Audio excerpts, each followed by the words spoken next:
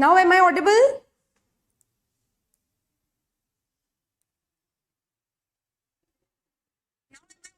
Okay, yes. Okay. Good evening, Shreyansh, good evening. Prateek, good evening. Hello. Avni, good evening. Mahi. Okay. कैसे हो आप सब? Good evening to everybody. और बहुत अच्छे होगे आप सब और बहुत अच्छी तरीके से पढ़ाई कर रहे होगे. तो कौन एडवाइस ले रहा है नोट्स के लिए और क्या दिक्कत आ रही है इसके बारे में लास्ट में अपन जरूर डिस्कस करेंगे. ठीक है, तो चलो पढ़ना स्टार्ट करते हैं, टॉपिक कंटिन्यू करते हैं. So we were discussing about the cell wall, है ना. और अपन ने last class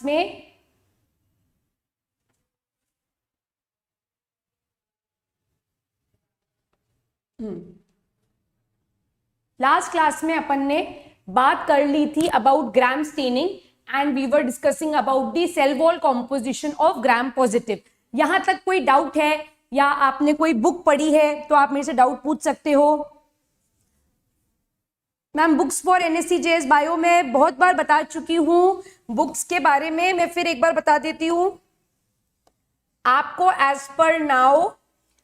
as per now bio की क्लास 11th एंड 12th की NCERT पढ़नी है और उसके साथ मेरे नोट्स पढ़ने हैं. बस अभी आपको इतना सा ही करना है, इससे ज्यादा अपने को नहीं करनी है. Okay good. Avni very good. 11th NCERT पढ़ ली और कोई डाउट नहीं है.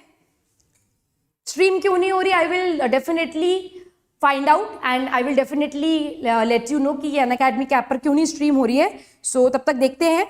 और कल केमिस्ट्री की क्लास क्यों नहीं हुई?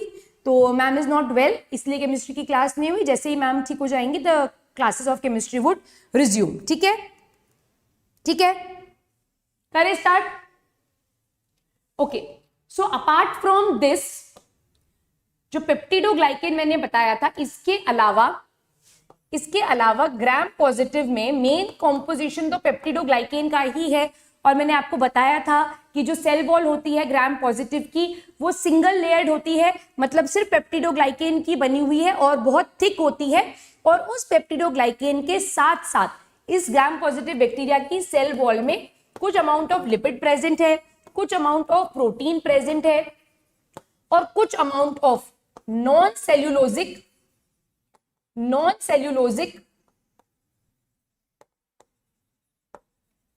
सेल्यूलोजिक कार्बोहाइड्रेट भी प्रेजेंट है. ठीक है,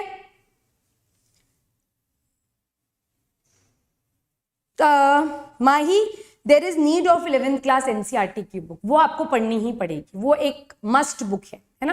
that is a mandatory book, वो आपको पढ़नी रहेगी. नीले थैंक यू सो मच. ठीक, अमन हाय. यहां तक समझ में आ गया? कोई डाउट नहीं है. अब मैं स्टार्ट कर रही हूं ग्राम नेगेटिव बैक्टीरिया की cell wall. I am talking of now gram negative bacteria cell wall. Gram negative bacteria, अगर एक बार क्विकली इसको रिवाइज करें तो ग्राम नेगेटिव बैक्टीरिया कर दूंगी. Okay, I will do it, don't worry. Nilesh Singh आप लेट नहीं हुए हो, मैंने अभी बस जस्ट पढ़ाना स्टार्ट किया, so you are not late. चलो अब पढ़ना स्टार्ट करते हैं. ग्राम नेगेटिव बैक्टीरिया कौन सा बैक्टीरिया है? Gram negative bacteria is a bacteria which loses the violet colour. ये वो बैक्टीरिया है which loses the violet colour on washing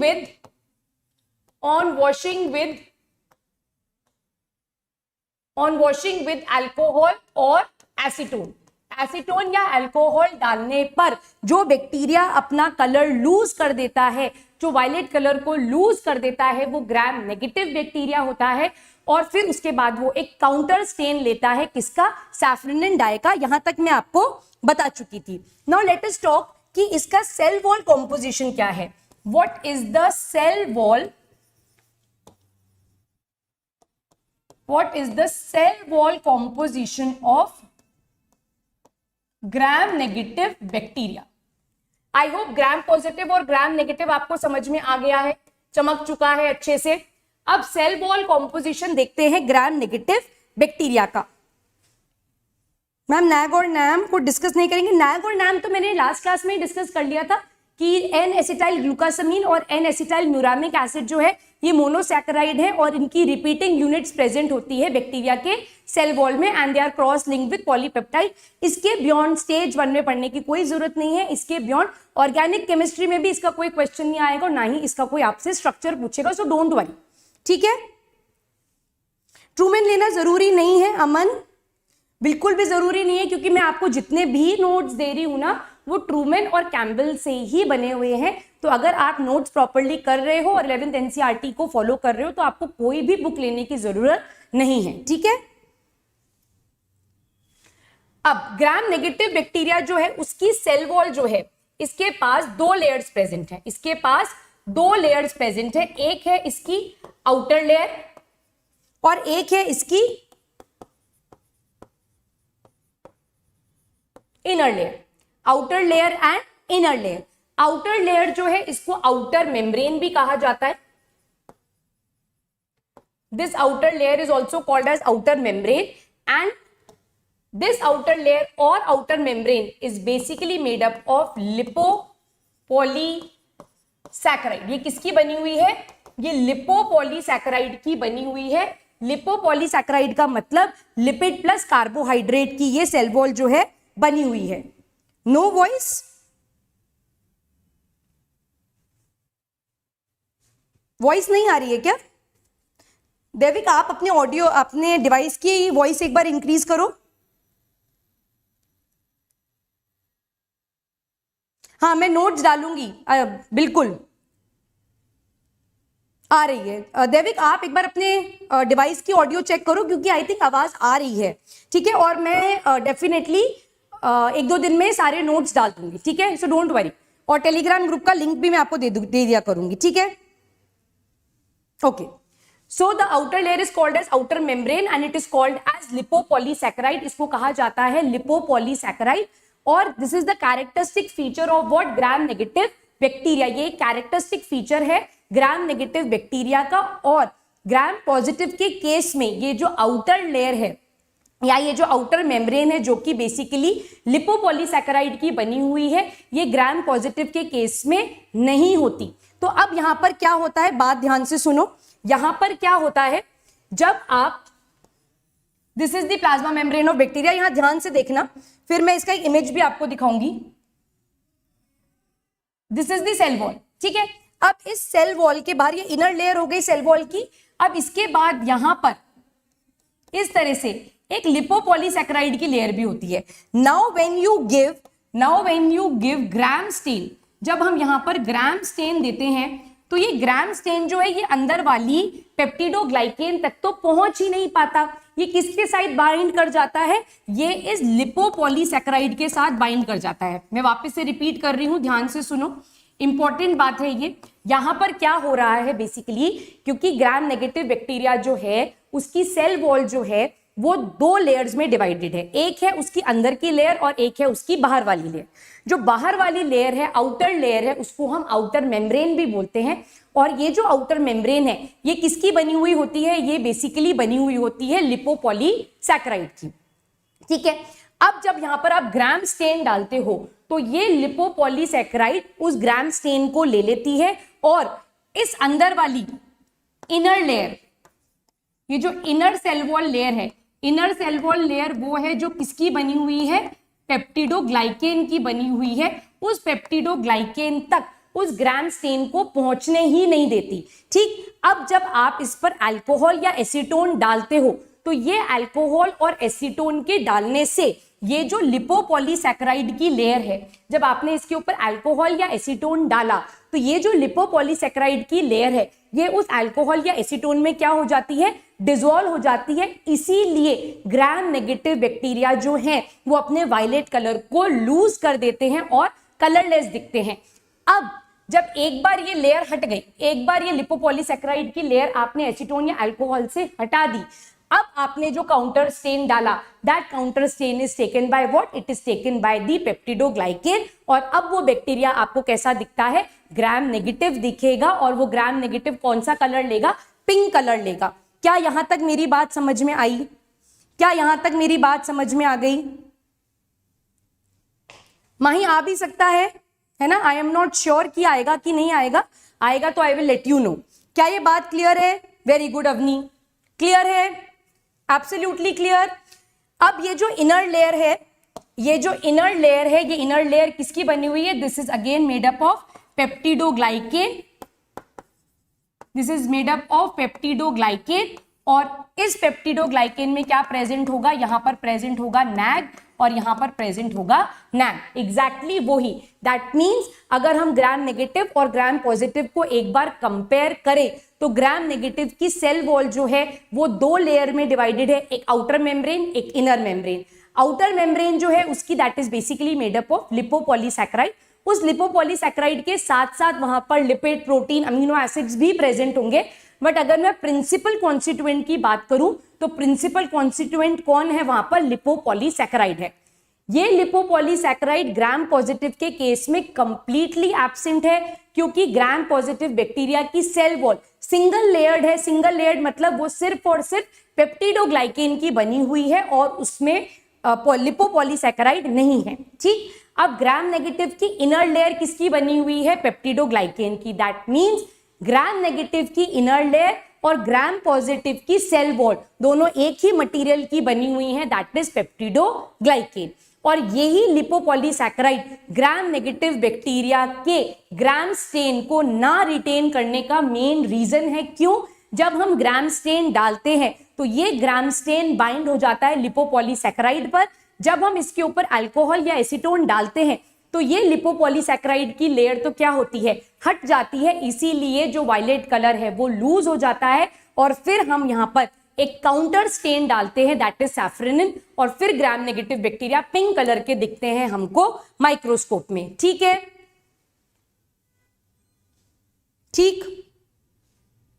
polysaccharide, polysaccharide का मतलब होता है, पॉली मतलब मैनी, सैकेराइड मतलब शुगर। तो बहुत सारे कार्बोहाइड्रेट के यूनिट्स अगर अटैच हैं so that is called as polysaccharide, जैसे कि सेल्यूलोज हो गया या स्टार्च हो गया।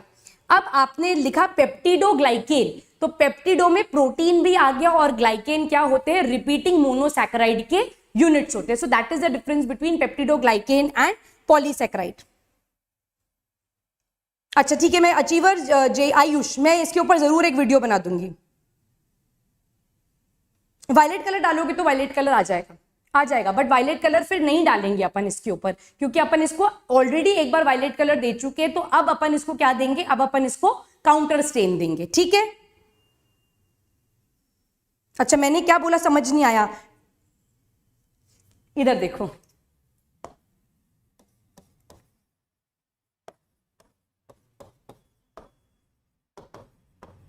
पॉली सैकेराइड, पॉली का मतलब होता है मैनी, सैकेराइड का मतलब होता है शुगर। तो अगर बहुत सारे कार्बोहाइड्रेट के यूनिट्स एक दूसरे से अटैच हो रहे हैं so that is called as polysaccharide. इसमें एग्जांपल आता है स्टार्च, इसमें एग्जाम्पल आता है सेल्यूलोज, इसमें एग्जाम्पल आता है ग्लाइकोजन। ये सारे क्या है? ये सारे पॉलीसैकेराइड्स हैं। यहां पर बहुत लंबी लंबी शुगर की चेन्स प्रेजेंट हैं। ठीक है, ठीक। अब दूसरा टर्म आपने क्या पूछा था? पेप्टिडोग्लाइकेन।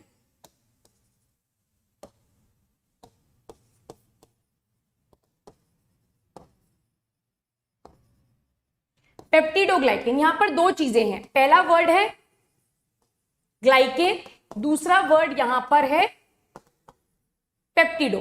तो ग्लाइकेन क्या होता है? Glycan is monosaccharide attach with another monosaccharide. इसको मोनोसैकेराइड ए बोल दो, इसको मोनोसैकेराइड बी बोल दो, फिर मोनोसैकेराइड ए, मोनोसैकेराइड बी, मोनोसैकेराइड ए, मोनोसैकेराइड बी। इस तरह से रिपीटेड मोनोसैकेराइड एक दूसरे से अटैच होते हैं। तो यहां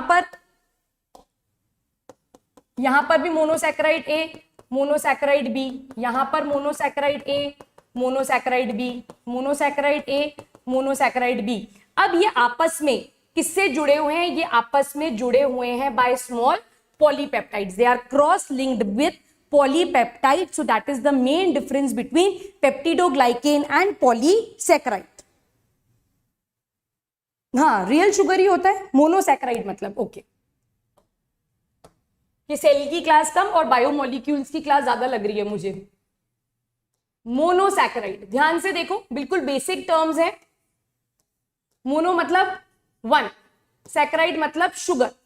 अगर किसी कार्बोहाइड्रेट में एक शुगर का मॉलिक्यूल है, that is called as monosaccharide. Example, example glucose, example galactose, example fructose. ठीक है, ये सारे सिंगल कार्बोहाइड्रेट यूनिट्स हैं। इनको क्या बोला जाता है? इनको बोला जाता है मोनोसैकेराइड। मोनोसैकेराइड मतलब सिंगल शुगर, एक। ठीक है, इस ग्लूकोज को अगर मैं ग्लूकोज ग्लूकोज ग्लूकोज ग्लूकोज को जोड़ दूं n नंबर ऑफ टाइम्स, तो मैंने एक पॉलीमर बना दिया। वो पॉलीमर क्या कहलाया जाएगा? पॉलीसैकेराइड कहलाया जाएगा। ठीक है, यहां पर एक और टर्म देखो, अगर अपन इतना पढ़ रहे हैं तो यहां देखो, डाइसैकेराइड। डाइसैकेराइड का मतलब टू शुगर यूनिट्स। अगर दो शुगर यूनिट्स आपस में जुड़कर एक शुगर बना रही हैं, so that is called as disaccharide, जिसमें मोस्ट कॉमन एग्जांपल जो हम देखते हैं यहां पर, दैट इज माल्टोज।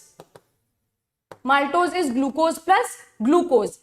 दूध वाली चीनी, lactose, that is glucose plus galactose. तो ये होती हैं सैकेराइड्स। ठीक है, ओके। सजल क्या बोल रहा है? मैम लिपोपॉलीसैकेराइड की लेयर हटाने के बाद फिर से, हाँ, सैफरन डालना जरूरी है। एंड इसका यूज क्या है? देखो, ग्राम पॉजिटिव और ग्राम बैक्टीरिया दो अलग अलग बैक्टीरियाज हैं। एक्चुअली मैं आपको एक बात बताती हूँ कि ये हुआ क्या था।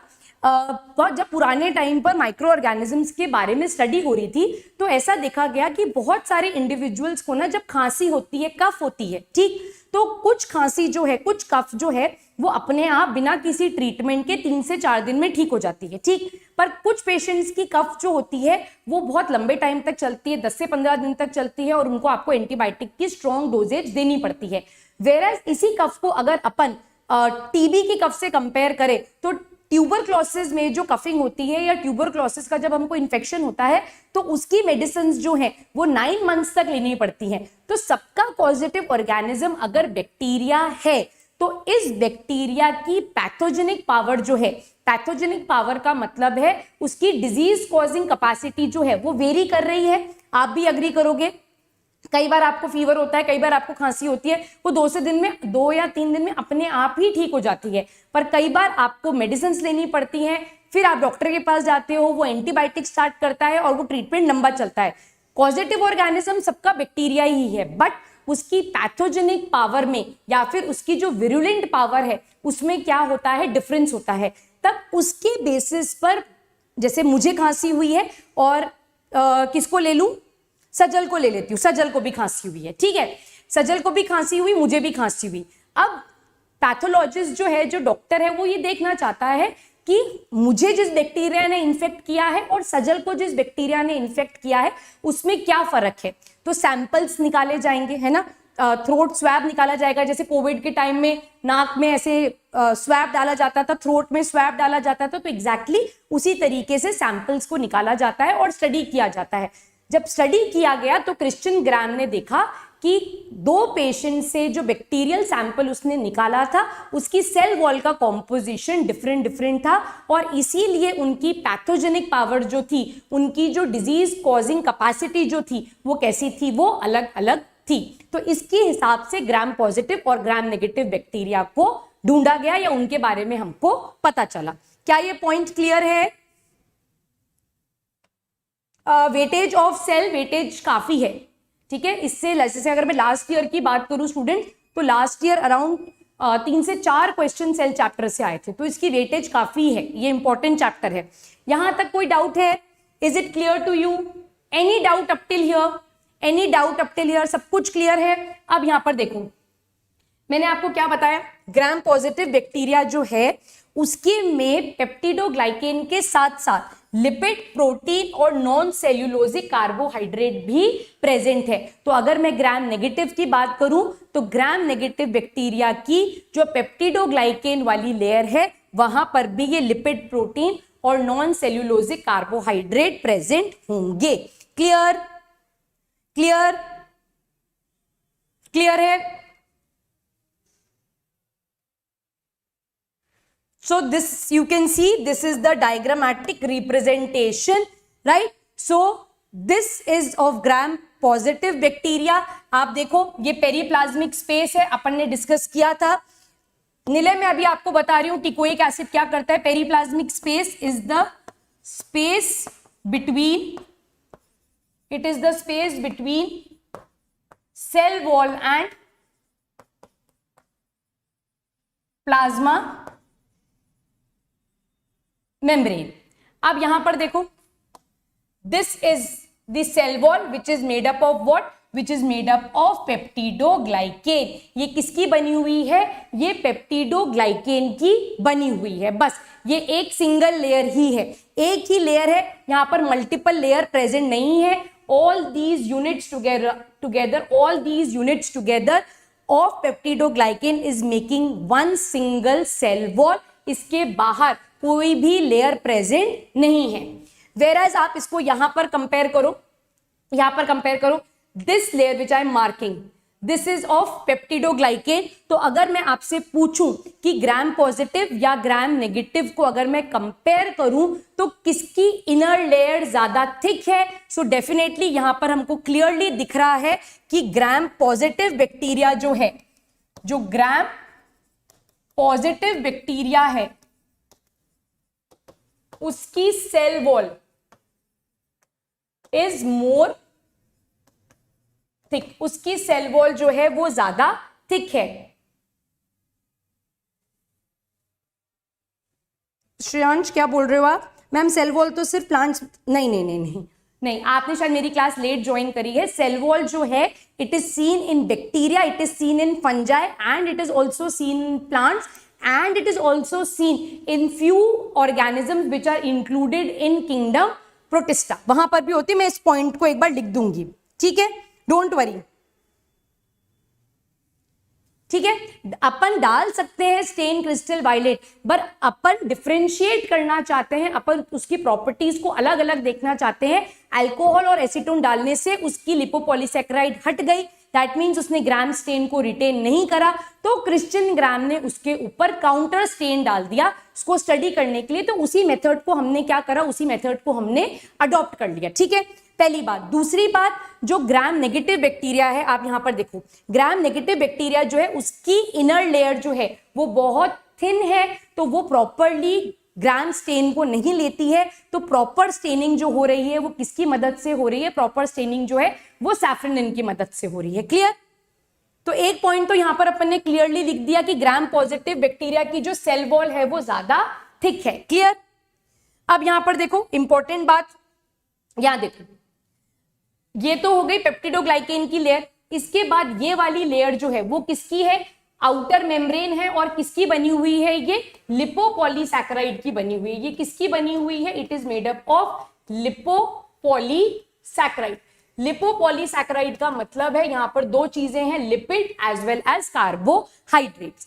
नाउ अब जो मैं पॉइंट डिस्कस कर रही हूं, this is one of the most important point. अगर आप एक नीट के एस्पिरेंट हो तब भी आपके लिए बहुत इंपॉर्टेंट है, और आप बहुत सीरियसली एनएससी जेएस के लिए प्रिपेयर कर रहे हो तो ये बात आपके लिए बहुत बहुत इंपॉर्टेंट है, क्योंकि इसके ऊपर से डायरेक्ट क्वेश्चन पूछा जाता है। No, plants are not under the kingdom protista. मैं अभी किंगडम्स लिख दूंगी, ठीक है श्रेयांश, मैं अभी किंगडम्स लिख दूंगी तो आपका कंफ्यूजन जो है वो क्लियर हो जाएगा। मैम बैक्टीरिया सिंगल मेम्ब्रेन होता है कि डबल मेम्ब्रेन या नॉन मेम्ब्रेनस? बैक्टीरिया की अगर आप बात कर रहे हो तो बैक्टीरिया के बाहर सेल एनवेलप प्रेजेंट है, glycocalyx, cell wall and plasma membrane, तो 3 प्रोटेक्टिव लेयर्स हो गई। बैक्टीरिया के अंदर अगर अपन बात करें तो उसके पास एक भी मेम्ब्रेन बाउंड सेल ऑर्गेनेल यहां पर नहीं होगा। ठीक है। अब यहां पर देखो बहुत इंपॉर्टेंट है, जो बैक्टीरिया की जो ग्राम नेगेटिव बैक्टीरिया है, this is very important, NSC JS star लगाएंगे हम इसके ऊपर, और यहां पर हम साथ साथ नीट स्टार भी लगाएंगे क्योंकि ये इंपॉर्टेंट है। ध्यान से देखो, ग्राम नेगेटिव बैक्टीरिया जो है उसकी सेल वॉल की आउटर लेयर पर, सेल वॉल की आउटर लेयर से मेरा मतलब क्या होगा? यहां पर लिपोपॉलीसैकेराइड में, लिपोपॉलीसैकेराइड की सेल वॉल में कुछ चैनल्स प्रेजेंट हैं, कुछ चैनल्स प्रेजेंट है और उन चैनल्स को हम क्या बोलते हैं, they are called as porins. This is very very very very important. मैं इतना जोर लगा के इसके ऊपर इंपॉर्टेंट बोल रही हूं क्योंकि ये बहुत इंपॉर्टेंट पॉइंट है। आप अगर डायग्राम में यहां पर क्लियरली देख पा रहे हो तो प्लीज आप यहां पर देखो, दिस इज द लिपोपॉलीसैकेराइड लेयर और इस लिपोपॉलीसैकेराइड लेयर के अंदर ये जो स्ट्रक्चर यहां पर है, ये जो स्ट्रक्चर यहां पर है, इस स्ट्रक्चर को क्या बोला गया है, इस स्ट्रक्चर को बोला गया है पोरिन। पोरेंस कौन से स्ट्रक्चर है, पोरेंस बेसिकली स्पेशलाइज्ड चैनल्स हैं। पोरेंस कुछ इस तरीके के स्पेशलाइज्ड चैनल्स प्रेजेंट होते हैं। कहां प्रेजेंट होते हैं, ये लिपोपॉलीसैकेराइड की लेयर में प्रेजेंट होते हैं। और ये चैनल्स बेसिकली जितने भी हाइड्रोफिलिक सब्सटेंसेस हैं, जितने भी हाइड्रोफिलिक सब्सटेंसेस हैं, अब यहां पर दो इंपॉर्टेंट टर्म्स में आपको बताऊंगी, ध्यान से समझो, ये बहुत आगे तक काम आएगा अपने को। हाइड्रोफोबिक एंड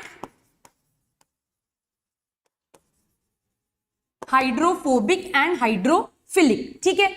अब यहां पर कॉमन वर्ड क्या है, हाइड्रो। हाइड्रो का मतलब क्या हो गया यहां पर, हाइड्रो का मतलब क्या हो गया यहां पर, वाटर।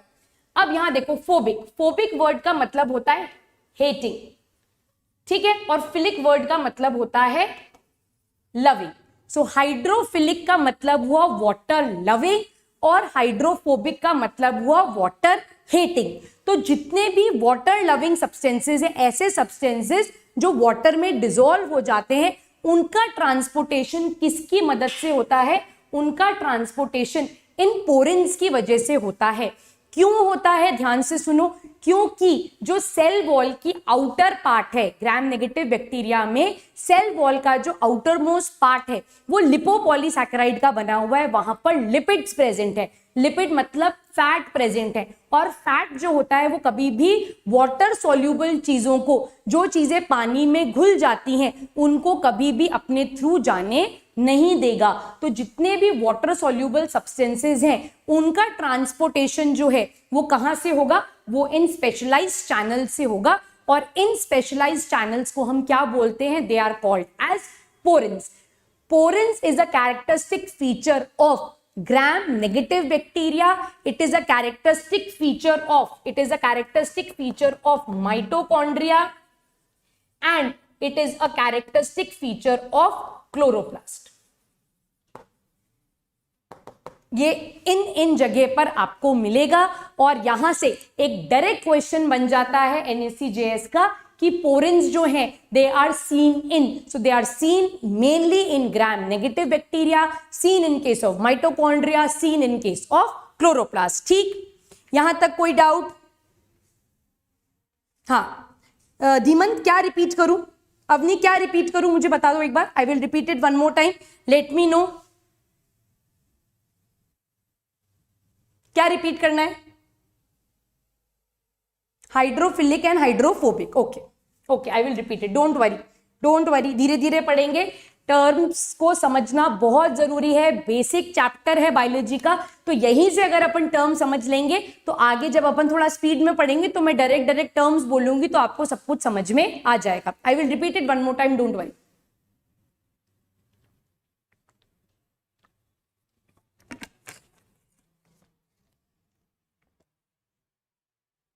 ठीक है, मैं डिक्टेट भी कर दूंगी, डोंट वरी।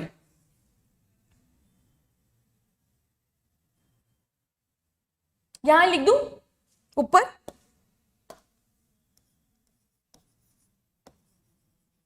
हाइड्रोफोबिक, ठीक है, हाइड्रोफोबिक। हाइड्रो का मतलब क्या हुआ, वाटर। फोबिक का मतलब क्या, फोबिक वर्ड आया है फोबिया से, ठीक है। फोबिया मतलब क्या होता है, डर, ठीक है। तो यहां पर फोबिया को अपन यूज करते हैं फॉर हेटिंग।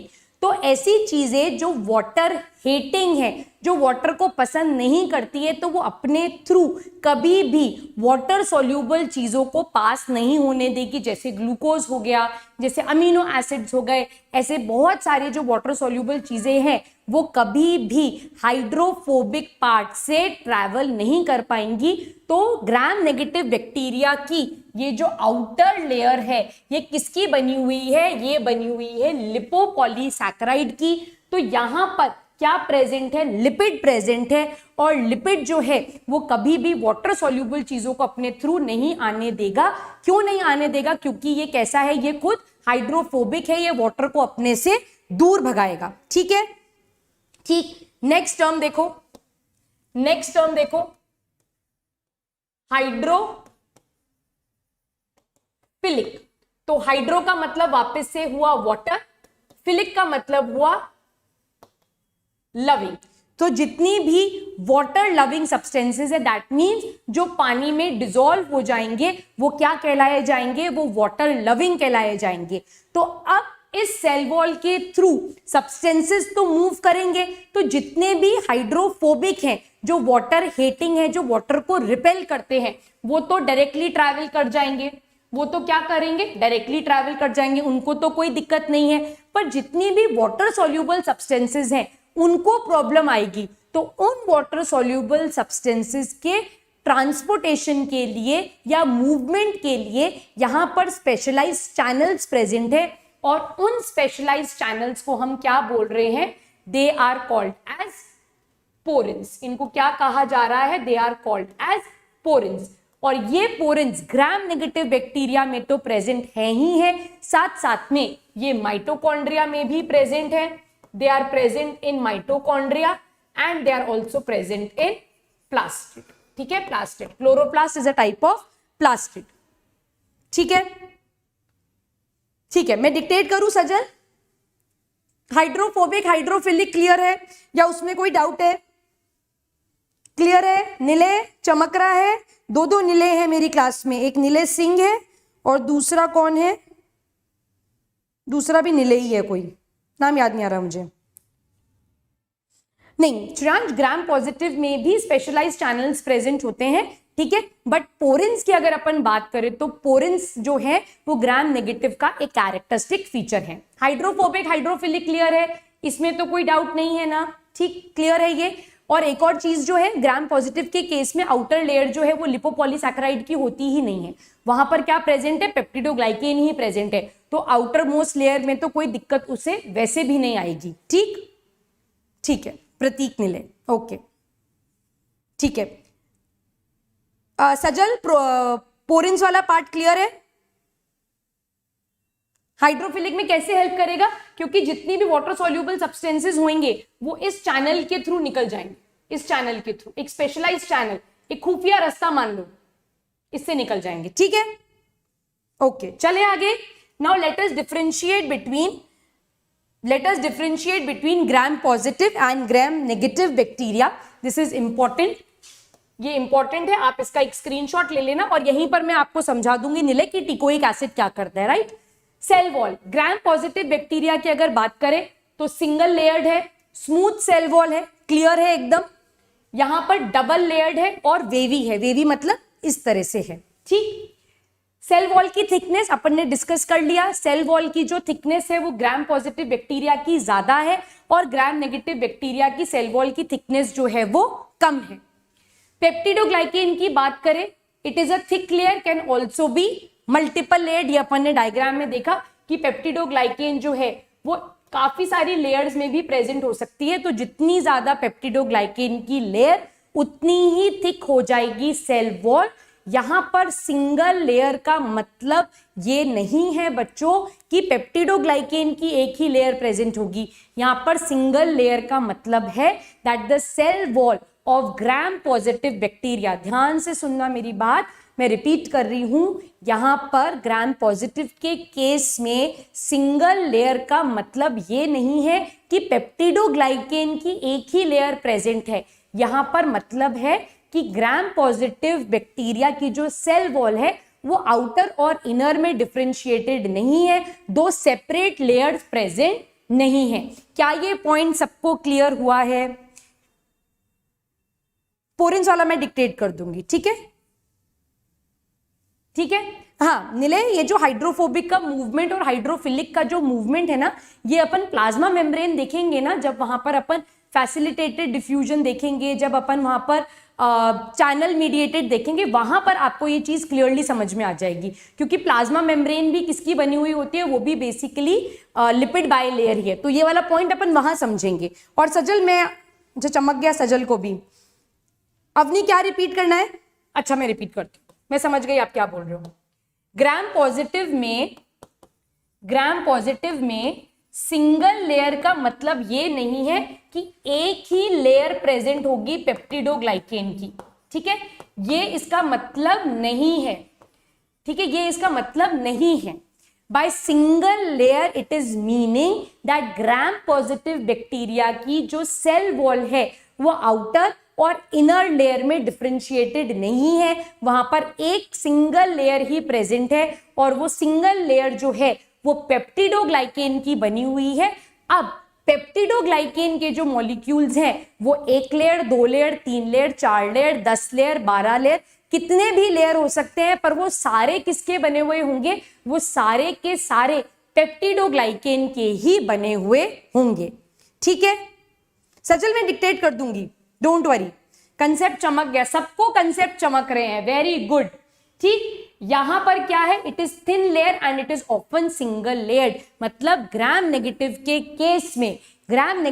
केस में जो पेप्टिडोग्लाइकेन की लेयर है, जो अंदर वाली लेयर है, वो कैसी होगी? वो सिंगल लेयर्ड ही होगी, वेयर एज ग्राम पॉजिटिव के केस में वो मल्टीपल लेयर्ड हो सकती है, ठीक है। Teichoic acid are present, teichoic acid are absent, this point is important. अब ये टिकोइक एसिड जो है ये ग्राम पॉजिटिव बैक्टीरिया के केस में ये क्या करता है? इसकी शेप को मेंटेन करता है और साथ साथ में ये डिवीजन प्रोसेस में मदद करता है। टिकोइक एसिड जो है वो बैक्टीरिया की शेप को मेंटेन कर रखता है और साथ साथ में ये सेल डिवीजन के प्रोसेस में भी मदद करता है। ये टिकोइक एसिड जो है ये बैक्टीरिया के, ग्राम पॉजिटिव बैक्टीरिया की सेल वॉल में प्रेजेंट है और सेल वॉल के कंपोनेंट्स को एक दूसरे से बाइंड करने में मदद करता है, ठीक। ध्यान से सुनो, मैंने क्या बताया कि सेल वॉल जो है वो प्रिंसिपली बना हुआ है पेप्टिडोग्लाइकेन का, ठीक। इस पेप्टिडोग्लाइकेन के साथ साथ यहां पर कुछ अमाउंट ऑफ लिपिड प्रेजेंट है, कुछ अमाउंट ऑफ प्रोटीन प्रेजेंट है, कुछ amount of non cellulosic carbohydrate भी प्रेजेंट है। तो इन सब चीजों को एक साथ जोड़ के रखने का काम कौन करता है? टिकोइक एसिड करता है। Thereby it maintains the shape of the bacteria and it also helps in the process of cell division। और ये टिकोइक एसिड जो है ये ग्राम नेगेटिव बैक्टीरिया के केस में एब्सेंट है, ठीक। नेक्स्ट, लिपोपॉलीसैकेराइड। तो जो आउटर लेयर है जो कि लिपोपॉलीसैकेराइड की बनी हुई होती है वो ग्राम पॉजिटिव के केस में एब्सेंट है और ग्राम नेगेटिव के केस में प्रेजेंट है। Outer membrane is not present, outer membrane is present. अब जो पेप्टिडोग्लाइकेन की लेयर है उस पेप्टिडोग्लाइकेन की लेयर में कुछ लिपिड कंपोनेंट भी प्रेजेंट होता है। तो ग्राम पॉजिटिव के केस में वो लिपिड कंटेंट काफी लो है और यहां पर लिपिड कंटेंट जो है वो हाई है। बात समझ में आ गई? यहां तक कोई डाउट है तो प्लीज आप मेरे से पूछ लो। टिकोइक एसिड रिपीट कर देती हूं, बिल्कुल कर देती हूं। नीले कौन सी बात समझ नहीं आई एक बार मेरे को क्लियरली डाउट कमेंट्स में लिख दो तो मैं वापस से समझा दूंगी। Now this is the most important point that we will discuss, this is the most important point. Resistance to antibiotics, they are susceptible to antibiotics, they are susceptible to antibiotics का मतलब है कि अगर किसी को ग्राम पॉजिटिव बैक्टीरिया का infection हुआ है, अगर किसी को ग्राम पॉजिटिव बैक्टीरिया का इन्फेक्शन हुआ है और वो पर्सन अगर एंटीबायोटिक्स ले तो एंटीबायोटिक्स जो है वो उस ग्राम पॉजिटिव बैक्टीरिया के अगेंस्ट काम करेंगी और इन्फेक्शन दूर हो जाएगा। वेयर एज जो ग्राम नेगेटिव है वो लेस ससेप्टेबल है to antibiotics. Less susceptible to antibiotics का मतलब है कि बहुत लंबे समय तक हमें एंटीबायोटिक्स लेनी पड़ेगी उस बैक्टीरिया को मारने के लिए। अब इसका रीजन जो है वो लाइक करता है इसकी सेल वॉल पर, ठीक। मोस्ट ऑफ द स्टूडेंट्स पढ़कर हमेशा यही समझते हैं, अगर मैं आपसे क्वेश्चन पूछूं कि ग्राम पॉजिटिव और ग्राम नेगेटिव को अगर हम कंपेयर करें तो दोनों में से पैथोजेनिक पावर किसकी ज्यादा होगी, दोनों में से कौन ज्यादा इंफेक्शन कॉज करेगा, या दोनों में से कौन जल्दी एंटीबायोटिक से मर जाएगा। तो मोस्ट ऑफ द स्टूडेंट्स मुझे यही बोलते हैं कि मैम ग्राम नेगेटिव जो है वो जल्दी मर जाएगा एंटीबायोटिक से, जबकि ऐसा नहीं होता। ग्राम नेगेटिव बैक्टीरिया की सेल वॉल थिन होती है, पतली होती है, इसीलिए उसके ऊपर कोई भी चीज जो है वो बाइंड ही नहीं करती है। जो एक रिएक्शंस होने चाहिए सेल वॉल के साथ वो हो ही नहीं पाते, पहली। दूसरी, इसकी जो आउटर मोस्ट लेयर है लिपोपॉलीसैकेराइड की, वो किसी भी चीज को बहुत आराम से पेप्टिडोग्लाइकेन तक पहुंचने ही नहीं देती है, ठीक है। इसीलिए आप क्या करते हो, जो सैनिटाइजर्स आते हैं उससे आप हाथ साफ करते हो, क्योंकि वो अल्कोहल बेस्ड है। तो जब अल्कोहल बेस्ड चीज हम यूज करते हैं तो वो बैक्टीरिया की आउटर मोस्ट लेयर को क्या कर देता है, डिसॉल्व कर देता है, हटा देता है। एंड देन आप क्या बोलते हो कि मेरे हाथ डिसइंफेक्ट हो गए हैं। या सोप से जब हम हाथ धोते हैं तो जो आउटर मोस्ट लेयर होती है माइक्रो ऑर्गेनिजम्स की वो हटती है और उसके बाद डिसइंफेक्टेंट एक्शन होता है। तो gram negative bacteria due to the presence of lipopolysaccharide it becomes resistant to antibiotics. Antibiotics बहुत जल्दी से ग्राम नेगेटिव के ऊपर काम नहीं कर पाती हैं। और this is the main reason कि वायरस के अगेंस्ट मेडिसिन क्यों नहीं है।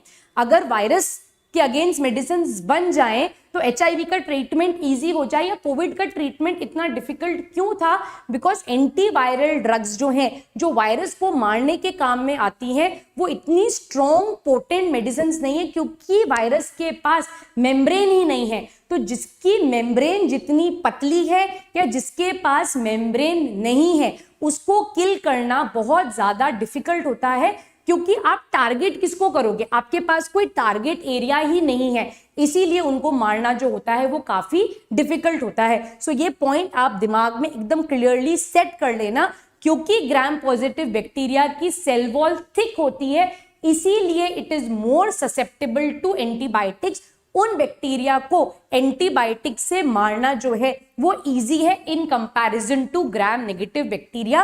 ग्राम नेगेटिव बैक्टीरिया की सेल वॉल पतली होती है, तो ऐसे ऑर्गेनिजम्स जिनके पास मेम्ब्रेन ही नहीं है या फिर मेम्ब्रेन बहुत थिन है, उन्हें किल करना थोड़ा सा डिफिकल्ट होता है। Clear clear.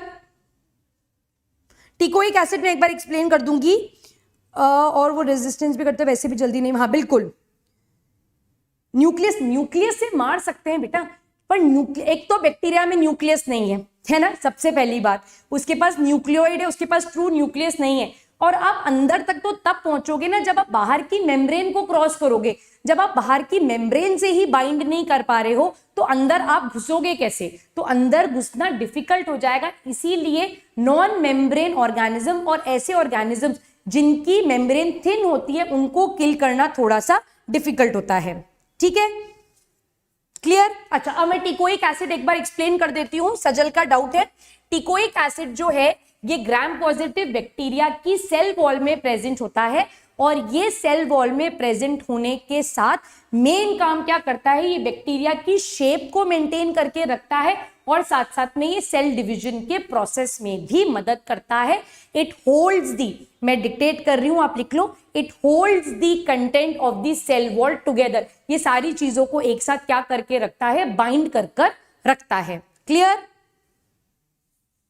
इंजेक्शंस, आप इंजेक्शंस यूज कर लो या दवाई यूज कर लो, इंजेक्शंस के अंदर भी क्या होता है बेटा, मेडिसिन ही तो है, बट वो आप ब्लड स्ट्रीम में इंट्रोड्यूस कर देते हो तो वो आपकी ब्लड में जल्दी पहुंच जाएगी। एक आप दवाई अपने पूरे डाइजेस्टिव ट्रैक्ट से निकालोगे तो उसको ब्लड में पहुंचने में टाइम लगेगा। ये एक मेन मैकेनिज्म ऑफ एक्शन का डिफरेंस है विद इंजेक्शंस एंड मेडिसिन। पर अल्टीमेटली उनका टारगेट एरिया तो एक ही है ना, टारगेट एरिया तो बैक्टीरिया ही है। अब चाहे आप दवाई मुंह से लो या आप दवाई डायरेक्ट ब्लड में डालो, वो बाइंड तो जाके बैक्टीरिया से ही करेगी ना। तो बैक्टीरिया की मेम्ब्रेन ही अगर पतली होएगी या मेम्ब्रेन होगी ही नहीं तो काम कैसे करेंगे, है ना। इसीलिए तो कोविड का ट्रीटमेंट इतना डिफिकल्ट था, क्योंकि डॉक्टर्स को यही समझ नहीं आ रहा था कि हम इस वायरस के अगेंस्ट मेडिसिन क्या दें। पहला तो वायरस के अगेंस्ट वैसे ही मेडिसिन नहीं होती हैं, पहली बात। दूसरी बात, ऐसा वायरस जो आज तक अननोन था, उसने किसी के बारे में पढ़ा, मतलब किसी ने भी उसके बारे में पढ़ा ही नहीं था, है ना। मैं जब मेडिकल स्टूडेंट थी तो सेकेंड ईयर में पैथोलॉजी करके बुक आती है, वहां पर लिखा हुआ था वायरस, और उसमें एक छोटा सा कॉलम था कोरोना वायरस, बहुत छोटा सा, तो उसको तो हम काट ही देते थे कि ये तो आउट ऑफ सिलेबस है। उस आउट ऑफ सिलेबस चीज ने आज के टाइम पर इतना आतंक मचा दिया, सोचो। ठीक है, क्लियर सजल, क्लियर है। और जब पोरेंस वाला पॉइंट मैं रिपीट कर देती हूं, पोरेंस आर, मैं रिपीट कर रही हूं, आप इसे लिख लीजिए, पोरेंस आर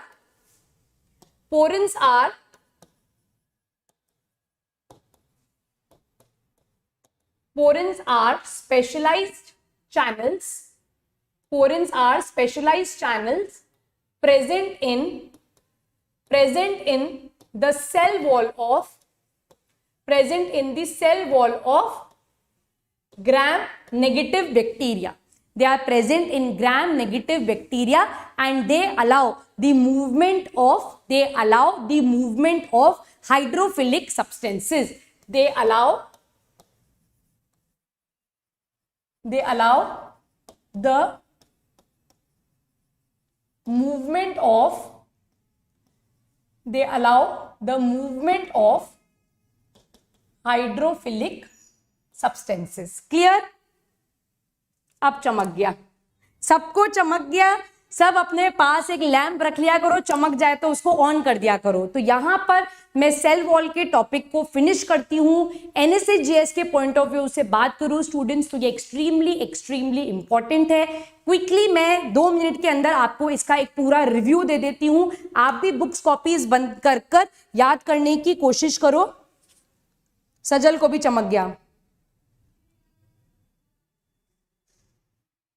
एक सेकेंड नीले, मेरे को आपका डाउट, मैम आपने कहा था कि पेप्टिडोग्लाइकेन का सिंगल लेयर भी हो सकता है ग्राम पॉजिटिव में, बट वो थिक होता है। तो सिंगल लेयर मैंने कहा था हो सकता है, बट जनरली वो थिक होता है, थिक है ना। सो वो मल्टीपल लेयर में ही प्रेजेंट होगा। वो मैंने सिर्फ समझाने के लिए बोल दिया था कि वो एक लेयर में भी हो सकता है, और अगर सिंगल लेयर होगी तो वो सिंगल लेयर ही थिकन फॉर्म में प्रेजेंट होगी। ठीक है, ठीक है, क्लियर? अब फटाफट से सब बुक्स कॉपीज रजिस्टर्स बंद कर दो और मेरे साथ साथ रिवाइज करने की कोशिश करो कि अब तक अपन ने क्या पढ़ा। स्पेसिफिकली अगर मैं बात करूं आपसे बैक्टीरिया के सेल वॉल की, ठीक है?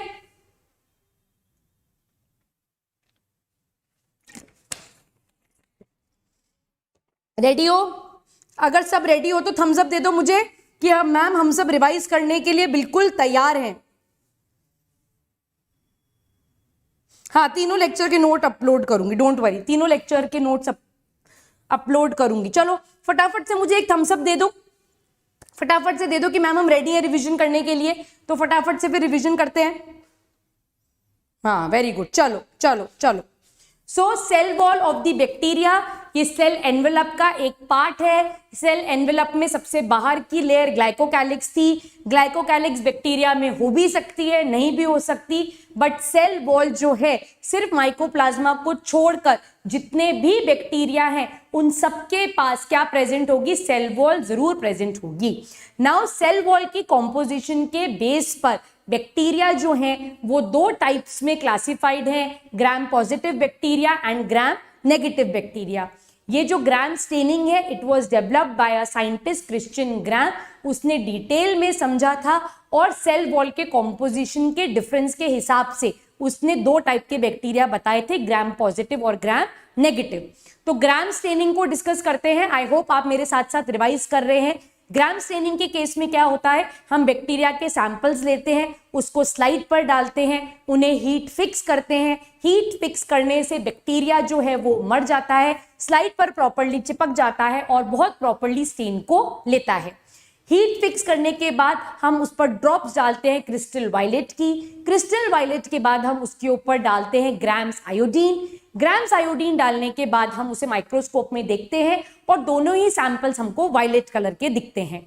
उसके बाद हम स्लाइड के ऊपर ऐड करते हैं एसीटोन या फिर alcohol. This is called as the washing of the slide. Wash करने के बाद जब हम उसे माइक्रोस्कोप में देखते हैं तो एक बैक्टीरिया अपना कलर रिटेन रखता है और दूसरा बैक्टीरिया जो है अपने कलर को लूज कर देता है। तो जो अपने कलर को रिटेन रखता है वो है ग्राम पॉजिटिव और जो अपने कलर को लूज कर देता है वो है ग्राम नेगेटिव। उसके बाद हम उसके ऊपर एक काउंटर स्टेन डालते हैं और वो काउंटर स्टेन किसका होता है? सैफ्रनिन का होता है, और उस बैक्टीरिया को कहा हमने ग्राम नेगेटिव। ठीक, अब ग्राम पॉजिटिव और ग्राम नेगेटिव को जब अलग अलग स्टडी किया गया तो ये पाया गया कि ग्राम पॉजिटिव बैक्टीरिया जो है उनकी सेल वॉल जो है वो सिंगल लेयर्ड है, थिक है और मेनली पेप्टिडोग्लाइकेन की बनी हुई है। पेप्टिडोग्लाइकेन में मेन कॉम्पोजिशन जो है वो है नैग का और नैम का। NAG stands for N acetyl glucosamine and NAM stands for N acetyl muramic acid and they are cross linked with polypeptides. यहां पर lipid, proteins, non cellulosic carbohydrate भी प्रेजेंट है। ठीक, बट लिपिड की quantity जो है वो काफी कम है। यहां तक बात समझ में आई। अब अपन डिस्कस करते हैं अगर ग्राम नेगेटिव बैक्टीरिया को, तो ग्राम नेगेटिव बैक्टीरिया की जो सेल वॉल है वो 2 लेयर्ड है, एक इनर लेयर और एक आउटर लेयर। आउटर लेयर जो है उसको हम आउटर मेम्ब्रेन भी कहते हैं, और वो आउटर मेम्ब्रेन जो है वो मेनली बनी हुई है लिपोपॉलीसैकेराइड की, और इस लिपोपॉलीसैकेराइड के अंदर कुछ स्पेशलाइज्ड चैनल्स प्रेजेंट हैं जो कि वाटर लविंग या फिर हाइड्रोफिलिक सब्सटेंसेस को अपने थ्रू आने देते हैं, and these specialised channels are called as porins. अंदर वाली लेयर जो है वो ऑफन सिंगल लेयर थिक होती है और उसे कहा जाता है पेप्टिडोग्लाइकेन। तो ग्राम नेगेटिव की अंदर वाली लेयर और ग्राम पॉजिटिव की जो एक ही लेयर है वो दोनों कैसी है? वो दोनों सिमिलर हैं। ग्राम नेगेटिव बैक्टीरिया में लिपिड कंटेंट जो होता है वो ग्राम पॉजिटिव के केस में ज्यादा होता है। टिकोइक एसिड जो होता है वो ग्राम पॉजिटिव में प्रेजेंट होता है पर ग्राम नेगेटिव में एब्सेंट होता है। अगर मैं एंटीबायोटिक ससेप्टेबिलिटी की बात करूं तो एंटीबायोटिक से ग्राम पॉजिटिव को किल करना इजी है और ग्राम नेगेटिव को किल करना डिफिकल्ट है। ठीक है, ठीक है। श्रेयांश, ग्राम नेगेटिव कलर को रिटेन इसीलिए नहीं करता क्योंकि उसकी आउटर मोस्ट लेयर जो है, ठीक है, ये उसकी आउटर मोस्ट लेयर जो है वो लिपोपॉलीसैकेराइड की है। तो आपने जब यहां पर ग्राम स्टेन डाला तो ये ग्राम स्टेन इस लिपोपॉलीसैकेराइड पे अटैच हो गया, वो अंदर तक पेप्टिडोग्लाइकेन तक गया ही नहीं। और जैसे ही आपने इसके ऊपर अल्कोहल और एसीटोन डाला तो ये पूरी लेयर ही क्या हो गई? वॉश अवे हो गई, इसीलिए वो कलर लिपोपॉलीसैकेराइड के साथ चला गया। हमेशा याद रखना, फैट जो होता है ना, फैट कंटेंट जो होता है वो कभी भी वाटर में सॉल्यूबल नहीं होगा पर वो अल्कोहल में जरूर सॉल्यूबल होगा। तो ये वाली लेयर यहां से हट जाती है, ये वाली लेयर यहां से रिमूव हो जाती है। अब आप इसके ऊपर काउंटर स्टेन डालते हो तो ये जो है सैफ्रनिन के कलर को ले लेगा। ठीक है, ठीक है। ये कौन सी क्लास का डिस्कशन हो रहा है? मेरी क्लास में। क्लियर है? यहां तक कोई डाउट है तो प्लीज पूछ लो। सजल, आपको जो नोट्स चाहिए थे वो मिल गए? पॉलीसैकेराइड, डाइसैकेराइड, मोनोसैकेराइड में डिफरेंस क्लियर है? मैम, लिपिड क्वांटिटी क्या लिपोपॉलीसैकेराइड की वजह से ज्यादा है? उसकी वजह से भी ज्यादा है, और पेप्टिडोग्लाइकेन वाली जो लेयर है ना उसमें भी लिपिड और प्रोटीन और नॉन सेल्यूलोजिक कार्बोहाइड्रेट है, तो वहां पर भी लिपिड कंटेंट ज्यादा है। ठीक है, ठीक है। अच्छा, क्लास। चलो नेक्स्ट अपन बात करेंगे plasma membrane. We'll talk of plasma membrane. So this is the structure of plasma membrane. Bacteria का या प्रोकैरियोटिक का जो प्लाज्मा मेम्ब्रेन है। अच्छा, मुझे एक चीज याद दिला देना प्लीज, कोई भी, कि क्लास एंड करने से पहले मैं आपको वो 5 किंगडम जरूर लिखवाऊंगी ताकि आपका जो कंफ्यूजन है ना किंगडम्स को लेकर वो थोड़ा सा क्लियर हो जाए। ठीक है, तो वो एक बार मुझे रिमाइंड करा देना।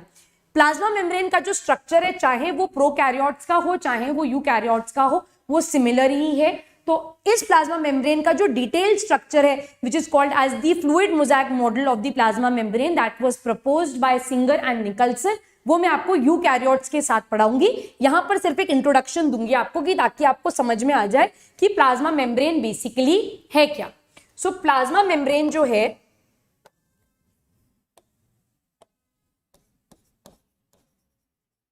plasma membrane, it is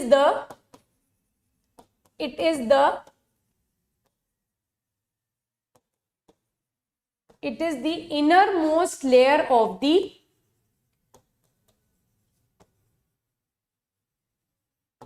It is the innermost layer of the cell envelope.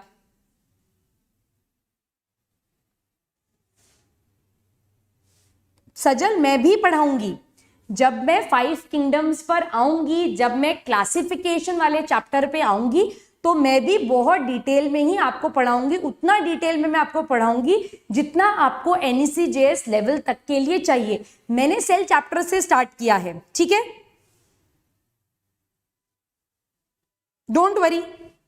तो मैं आपको सेल पढ़ा रही हूं, मैं आपको बायोडाइवर्सिटी नहीं पढ़ा रही हूं। बायोडाइवर्सिटी जो है वो आपकी 11th क्लास की फर्स्ट यूनिट है। मैंने अपना सिलेबस जो है वो स्टार्ट किया है 3rd यूनिट से, क्योंकि डाइवर्सिटी आप तब अच्छे से समझ पाते हो जब आपको बेसिक प्रोकैरियोट्स और यूकैरियोट्स के बारे में पता होता है, जब आपको सेल डिविजन के बारे में पता होता है, तब मेरे हिसाब से हम बायोडाइवर्सिटी वाले पार्ट को बेटर समझ सकते हैं। तो 5 किंगडम के मैं आपको नाम बता दूंगी, कौन कौन से ऑर्गेनिज्म कौन कौन से किंगडम्स में है मैं आपको ये बता दूंगी, पर डिटेल चैप्टर जो है वो मेरे लेक्चर प्लान में जब आएगा मैं तभी पढ़ाऊंगी, ठीक है सजल? हाँ श्रेयांश, थैंक यू। हाँ, क्लासिफिकेशन में फर्स्ट यूनिट है वो। फर्स्ट यूनिट आपकी पूरी क्लासिफिकेशन की है, living world, biological classification, plant kingdom, animal kingdom. उसके बाद आपकी यूनिट आती है जिसमें structural organisation in plants and animals आता है, जिसमें टिश्यू के बारे में है, फ्लावरिंग प्लांट्स की एनाटॉमी है, और उसके बाद एनिमल टिश्यू है, ठीक है, जिसमें आपका कॉकरोच फ्रॉग वाला पार्ट आ जाता है। उसके बाद 3rd यूनिट आती है, तो 3rd यूनिट का फर्स्ट चैप्टर सेल है, वो मैं आपको पढ़ा रही हूं, ठीक है। अच्छा, सेल भी चल रहा है। Avni, thank you so much. Sajal, आपको जहां से अच्छे से समझ में आता है ना, जो चीज जहां से अच्छे से समझ में आती है बस वहीं से पढ़ लो। एक चीज दिमाग में क्लियर रखो, सब जगह ज्ञान बट रहा है, आपको सब जगह से उसको बटोर लेना है, ठीक है। आपको यहां पर सेल अच्छे से समझ में आ रहा है ना सजल, हाँ या ना? यहां पर समझ में आ रहा है सजल? Avni, thank you. चलो, it is the innermost layer of the cell envelope. Plasma membrane जो है, it is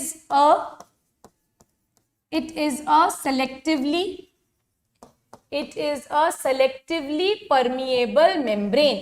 ये क्या है? एक सेलेक्टिवली परमिएबल मेम्ब्रेन है। सेलेक्टिवली परमिएबल मेम्ब्रेन का मतलब होता है कि ये कुछ सेलेक्टेड चीजों को, जिसको ये आइडेंटिफाई करती है, उसको ही अपने थ्रू आने देगी, अदरवाइज ये उस मॉलिक्यूल को अपने थ्रू आने ही नहीं देगी। सो that is the meaning of selectively permeable membrane.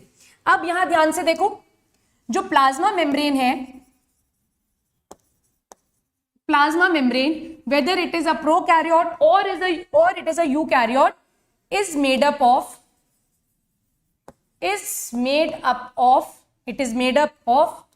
lipid and protein.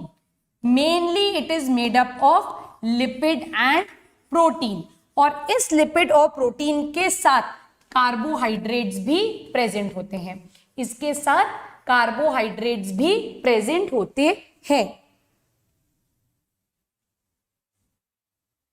Sajal, thank you. Kochi, hello Kochi, अगर मैं आपका नाम सही बोल रही हूं तो ठीक। यहां तक समझ में आ गया। प्लाज्मा मेम्ब्रेन जो है ये इनर मोस्ट लेयर है आपकी सेल एनवेलप की, glycocalyx, cell wall, plasma membrane. Plasma membrane जो है सेलेक्टिवली परमिएबल है। सेलेक्टिवली परमिएबल का मतलब है कि ये जिसको आइडेंटिफाई करती है सिर्फ उसको ही अपने थ्रू आने देती है, बाकी किसी और दूसरी चीज को ही अपने थ्रू आने नहीं देती, ना बाहर जाने देती है ना अंदर आने देती है। ये सेलेक्टिव चीजों के ही मूवमेंट के लिए रिस्पॉन्सिबल है। Now this plasma membrane is made up of, it is made up of what? It is made up of lipids and protein. It is made up of lipid and protein mainly, और इस lipid and protein के साथ साथ यहाँ पर carbohydrate भी present होते हैं। प्लाज्मा मेम्ब्रेन मैं दोबारा से रिपीट कर रही हूं, अपन डिटेल में पढ़ेंगे when I talk of eukaryotic cell. वहां पर मैं आपको डिटेल में इसके स्ट्रक्चर को बताऊंगी कि किस तरह से फ्लूइड मोज़ेक मॉडल होता है, लिपिड कैसे अरेंज्ड होता है, कार्बोहाइड्रेट कैसे प्रेजेंट है, और movement across the plasma membrane कैसे होता है। ये बहुत बहुत इंपॉर्टेंट टॉपिक है, ठीक। अब अगर मैं बैक्टीरिया के प्लाज्मा मेम्ब्रेन की बात करूं, अगर मैं बैक्टीरिया के प्लाज्मा मेम्ब्रेन की बात करूं, तो बैक्टीरिया का प्लाज्मा मेम्ब्रेन जो है ये मेटाबॉलिकली एक्टिव है। It is metabolically active. Metabolically active का मतलब है कि ये कुछ ना कुछ काम कर रहा है, ये एनाबॉलिज्म और कैटाबॉलिज्म के प्रोसेस में इन्वॉल्व है। तो मेन मेटाबॉलिक एक्टिविटी जो प्लाज्मा मेम्ब्रेन कर रही है वो है रेस्पिरेशन। कैसे करती है मैं अब नेक्स्ट आपको वही पढ़ाऊंगी। दूसरा, ये लिपिड सिंथेसिस में इन्वॉल्व है। लिपिड को बनाने के लिए जो एंजाइम्स चाहिए वो प्लाज्मा मेम्ब्रेन के पास है, इसीलिए वो लिपिड सिंथेसिस कर रही है। और साथ साथ में सेल वॉल मटेरियल का भी सिंथेसिस कर रही है। साथ साथ में ये सेल वॉल मटेरियल का भी सिंथेसिस कर रही है। तो क्या पढ़ा अपन ने? प्लाज्मा मेम्ब्रेन ये थर्ड लेयर है आपके सेल एनवेलप की, इनर मोस्ट लेयर है आपके सेल एनवेलप की। प्लाज्मा मेम्ब्रेन जो है ये सेलेक्टिवली परमिएबल मेम्ब्रेन है, ये कुछ सेलेक्टेड चीजों को अंदर और बाहर होने देगी, बाकी ये चीजों के मूवमेंट को नहीं ज्यादा मतलब ऐसा नहीं है कि कोई भी अंदर आ जाओ और कोई भी बाहर चले जाओ, ऐसा नहीं है। ये कैसी है? ये सेलेक्टिवली परमिएबल इन नेचर है। It is basically made up of what? It is basically made up of lipid. ये आप यहां पर देख सकते हो, ये जो लिपिड है ये आपको एक सर दिख रहा होगा और ये आपको एक टेल दिख रही होगी। इस तरीके से मैं यहां बना देती हूं। सो ये लिपिड है और इस लिपिड के बीच बीच में यहां पर आप देख सकते हो ये प्रोटीन्स हैं। ये क्या है? ये यहां पर प्रोटीन्स हैं। तो जो प्लाज्मा मेम्ब्रेन है वो बेसिकली किसकी बनी हुई है? वो बनी हुई है बेसिकली लिपिड एंड प्रोटीन की।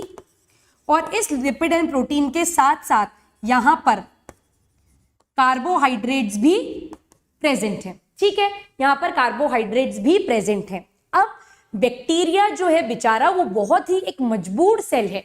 मजबूर सेल क्यों है? कि सेल तो वो बन गया, ट्रू सेल वो बन गया क्योंकि उसके पास एक वेल डिफाइंड प्लाज्मा मेम्ब्रेन है, तो ट्रू सेल तो वो बन गया। बट उसके साथ गरीबी ये रह गई कि उसके पास कोई सेल ऑर्गेनेल नहीं है, उसके पास कोई बहुत सारे मेम्ब्रेन बाउंड सेल ऑर्गेनेल्स नहीं है, सिर्फ साइटोप्लाज्म है, राइबोसोम है और जेनेटिक मटेरियल है। तो उसके जितने भी काम है वो क्या करता है? या तो वो साइटोप्लाज्म करता है या प्लाज्मा मेम्ब्रेन कर रही है।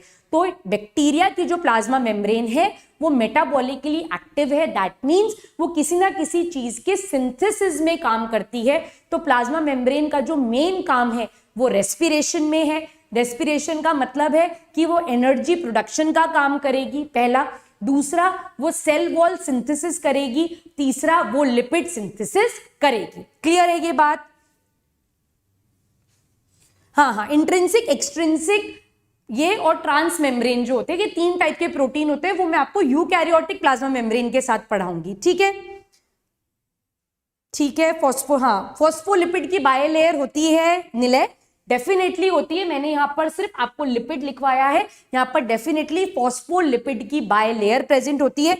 ये सारी चीजें अपन कहां पढ़ेंगे? ये सारी चीजें अपन यूकैरियोट की प्लाज्मा मेम्ब्रेन में पढ़ेंगे। फिजिक्स की क्लास है बिल्कुल। हाँ ठीक है माही, मैं पूरी कोशिश करूंगी कि मैं खत्म कर दूं क्लास को। प्लाज्मा मेम्ब्रेन हो गया, इसके बियॉन्ड आपको बैक्टीरिया के प्लाज्मा मेम्ब्रेन में और कुछ पढ़ने की नीड नहीं है। नेक्स्ट अपन जो टॉपिक उठाएंगे that is cytoplasm. Next topic जो अपन देखेंगे साइटोप्लाज्म है। बैक्टीरिया का जो साइटोप्लाज्म है it is referred to as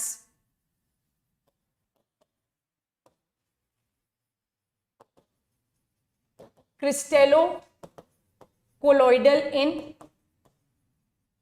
it is referred to as crystallocolloidal in nature। crystallocolloidal in nature का मतलब होता है कि यहां पर जो लिक्विड मीडियम प्रेजेंट है उस लिक्विड मीडियम के अंदर सॉलिड और सेमी सॉलिड चीजें भी प्रेजेंट है। So that is the meaning of crystallocolloid. जो बैक्टीरिया का साइटोप्लाज्म है वो कैसा होता है? जेल जैसा होता है और उस जेल लाइक कंसिस्टेंसी को ही यहाँ पर क्रिस्टेलोकोलॉइडल इन नेचर बोला है कि जो लिक्विड मीडियम है उस लिक्विड मीडियम के अंदर बहुत सारे सॉलिड और सेमी सॉलिड सब्सटेंसेस प्रेजेंट है। कौन कौन से सब्सटेंसेस है अपन सब्सिक्वेंटली उसे पढ़ते चले जाएंगे। नेक्स्ट बात जो आपको यहां पर याद रखनी है, it is the site of almost all it is the site of almost all metabolic activities. यहां पर क्या होंगी, ऑलमोस्ट सारी मेटाबॉलिक एक्टिविटीज जो हैं वो यहां पर होंगी, ठीक है। लिपिड और कार्बोहाइड्रेट अलग है। सी, प्लाज्मा मेम्ब्रेन जो है वो मेन कॉम्पोजिशन उसका लिपिड और प्रोटीन है। उस लिपिड के ऊपर कार्बोहाइड्रेट की चेन अटैच होती है तो उसको हम ग्लाइकोलिपिड बोल देते हैं। प्रोटीन के ऊपर जो कार्बोहाइड्रेट की चेन अटैच होती है उसको हम ग्लाइकोप्रोटीन बोल देते हैं। पर ये पार्ट मैं डिटेल में आपको यूकैरियोटिक सेल के साथ ही पढ़ाऊंगी। हाँ Sandhya, sorry, I am, you are Mahi, sorry, मैंने बोला आपको माही, ठीक है। अब यहां पर इंपॉर्टेंट चीज, very important, in case of bacteria, cytoplasmic streaming, in case of bacteria cytoplasmic streaming is absent. ये इंपॉर्टेंट है। बैक्टीरिया के केस में साइटोप्लाज्मिक स्ट्रीमिंग जो होती है वो एब्सेंट होती है। साइटोप्लाज्मिक स्ट्रीमिंग का मतलब क्या होता है कि साइटोप्लाज्म जो है वो मूव करता है और उस मूवमेंट से चीजों का जो होता है वो इक्वल डिस्ट्रीब्यूशन हो जाता है विद इन द सेल। पर बैक्टीरिया के केस में ये साइटोप्लाज्मिक स्ट्रीमिंग जो है ये एब्सेंट है। क्यों एब्सेंट है? क्योंकि बैक्टीरिया का साइटोप्लाज्म जो होता है वो थिक है, डेंस है, तो वो बहुत इजीली मूव नहीं कर सकता। पहली बात। दूसरी बात, अब आपके माइंड में क्वेश्चन क्या आना चाहिए? आपके माइंड में क्वेश्चन आना चाहिए कि अगर साइटोप्लाज्म मूवमेंट नहीं करता तो बैक्टीरिया के केस में डिस्ट्रीब्यूशन कैसे होगा, हर एक पार्ट को इक्वल चीज कैसे मिलेगी? सो द डिस्ट्रीब्यूशन और the transportation is with the help of diffusion. वहां पर क्या होगा? डिफ्यूजन होगा। पर साइटोप्लाज्मिक स्ट्रीमिंग, जो साइटोप्लाज्म का मूवमेंट होता है, या this cytoplasmic streaming is also called as cyclosis. इस साइटोप्लाज्मिक स्ट्रीमिंग को साइक्लोसिस भी कहा जाता है। तो ये साइटोप्लाज्मिक स्ट्रीमिंग जो है वो बैक्टीरिया के केस में एब्सेंट होती है, क्योंकि बैक्टीरिया का जो साइटोप्लाज्म है उसमें राइबोसोम्स प्रेजेंट है। साइटोप्लाज्म खुद जो है वो बहुत ज्यादा डेंस होता है, तो उसका मूवमेंट जो है वो उतना इजीली यहाँ पर पॉसिबल नहीं होता। तो बैक्टीरिया के केस में जो साइटोप्लाज्मिक स्ट्रीमिंग है वो एब्सेंट है। अब बैक्टीरिया के साइटोप्लाज्म के अंदर किसका डिफ्यूजन होगा? साइटोप्लाज्म वाला पार्ट रिपीट कर देती हूँ, ठीक है। सो बैक्टीरिया में अब अपन ने जो सेल एनवेलप्स थी वो खत्म कर दी। अब अपन बैक्टीरिया के अंदर आ गए, बैक्टीरिया की प्लाज्मा मेम्ब्रेन के अंदर आ गए। बैक्टीरिया की प्लाज्मा मेम्ब्रेन के अंदर क्या प्रेजेंट है? साइटोप्लाज्म प्रेजेंट है। ये साइटोप्लाज्म कैसा है? ये साइटोप्लाज्म क्रिस्टेलोकोलॉइडल इन नेचर है। मतलब जो लिक्विड पार्ट है साइटोप्लाज्म का, उसके अंदर सॉलिड और सेमी सॉलिड सब्सटेंसेस जो हैं वो प्रेजेंट है, which makes the cytoplasm of bacteria thick, और वो उसको जेल जैसा बना देते हैं, गाढ़ा बना देते हैं। And due to this thick cytoplasm the cytoplasmic streaming is not possible, ठीक है। तो अब चीजों का डिस्ट्रीब्यूशन बैक्टीरिया में कैसे होगा? With the help of diffusion. Diffusion किसका होगा माही? डिफ्यूजन हो सकता है किसी न्यूट्रिएंट का, डिफ्यूजन हो सकता है एक्सक्रीटरी वेस्ट का, डिफ्यूजन हो सकता है किसी भी एंजाइम का, ठीक है। Avni, is it clear to you now? ठीक। अब what all is present in the cytoplasm? So अब अपन हेडिंग डालेंगे कंटेंट्स प्रेजेंट इन साइटोप्लाज्म। बहुत इंपॉर्टेंट पार्ट है ये। तो सबसे पहला कंटेंट जो अपन पढ़ेंगे दैट वुड बी मीजोजोम। बहुत इंपॉर्टेंट है ये, इसके ऊपर क्वेश्चन आया है। हाँ, high concentration to low concentration, बिल्कुल डिफ्यूजन वही होएगा, हाई कंसेंट्रेशन से लो कंसेंट्रेशन पर ही जाएगा। तो पहला कंटेंट जो साइटोप्लाज्म में अपन पढ़ेंगे वो होगा मीजोजोम, दूसरा होगा राइबोसोम, और तीसरा होगा क्रोमैटोफोर। क्या होगा? Chromatophore. Mesosome, ribosome and chromatophore. तो ये तीन चीजें कहां प्रेजेंट है? बैक्टीरिया के साइटोप्लाज्म में प्रेजेंट है, जिसमें मीजोजोम एक्सट्रीमली इंपॉर्टेंट है, बहुत बहुत बहुत इंपॉर्टेंट है। ध्यान से सुनना। मीजोजोम पढ़ाने के बाद मीजोजोम कंप्लीट करने के बाद ही मैं क्लास छोड़ूंगी, ठीक है। I might take 5 minutes extra, but मैं मीजोजोम खत्म करके ही क्लास छोड़ूंगी। आज वैसे मैं सोच के आई थी कि मैं बैक्टीरिया खत्म कर दूंगी, पर ये बैक्टीरिया खत्म ही नहीं हो रहा है। थोड़ा फास्ट पढ़ाना स्टार्ट कर दूं क्या? क्या बोलते हो आप लोग? थोड़ा फास्ट पढ़ाऊं या स्पीड अपनी सही चल रही है? जल्दी से मुझे कमेंट बॉक्स सेक्शन में बता दो। Thank you Kochi. ठीक है, नीले स्पीड नहीं बढ़ाऊं? अच्छा, इतनी स्पीड पे चले, इतनी स्पीड पे चले, ठीक है ठीक है, इतनी स्पीड पे चलेंगे, don't worry. Speed up. No ma'am fast मत पढ़ाइए। अच्छा, डिसाइड करके मुझे बता देना, अभी तो पढ़ो। चलो, मीजोजोम। तो पहला अपन जो साइटोप्लाज्मिक कंटेंट पढ़ रहे हैं वो है mesosome. Now what is a mesosome? Mesosome is the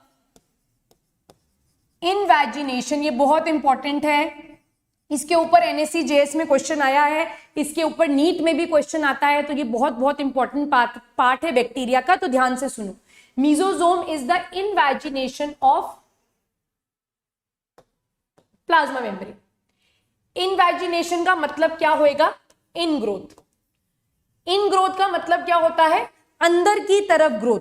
किस तरह से अंदर की तरफ ग्रोथ होती है? यहां देखो, ये बैक्टीरिया की प्लाज्मा मेम्ब्रेन है और ये प्लाज्मा मेम्ब्रेन अंदर की तरफ ग्रोथ शो कर रही है, and this part is called as the mesosome. So what is mesosome? Mesosome is basically the invagination या इन ग्रोथ। जो प्लाज्मा मेम्ब्रेन है वो अंदर की तरफ ग्रोथ शो करती है, and that in growth is called as a mesosome.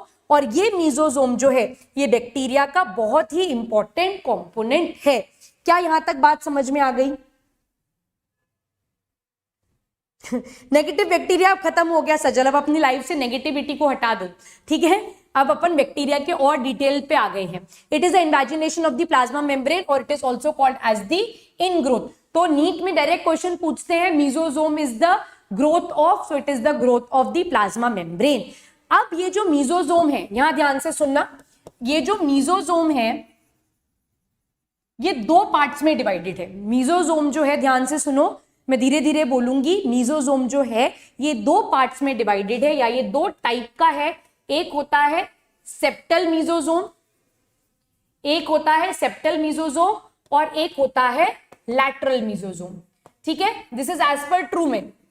एक होता है सेप्टल मीजोजोम और एक होता है लैटरल मीजोजोम। मीजोजोम क्या है? ध्यान से सुनो, मीजोजोम प्लाज्मा मेम्ब्रेन की इनवैजिनेशन है, अंदर की तरफ ग्रोथ हो रही है, that growth is called as mesosome. Mesosome जो है वो दो टाइप्स में डिवाइडेड है, एक है सेप्टल मीजोजोम और एक है हमारा लैटरल मीजोजोम। अब मैं पहले बात करूंगी आपसे सेप्टल मीजोजोम के बारे में। मैं आपसे पहले बात करूंगी सेप्टल मीजोजोम के बारे में, ठीक है। सेप्टल मीजोजोम जो है it is present towards the centre. ये थोड़ा सा प्लाज्मा मेम्ब्रेन से दूर की तरफ प्रेजेंट है। अगर इस तरह से ग्रोथ हो रही है, अगर ये प्लाज्मा मेम्ब्रेन है और इस तरह से ग्रोथ हो रही है, तो वो मीजोजोम जो थोड़ा अंदर की तरफ प्रेजेंट है, that part of the mesosome is called as the septal mesosome. तो सेप्टल मीजोजोम जो है it is present or it is located towards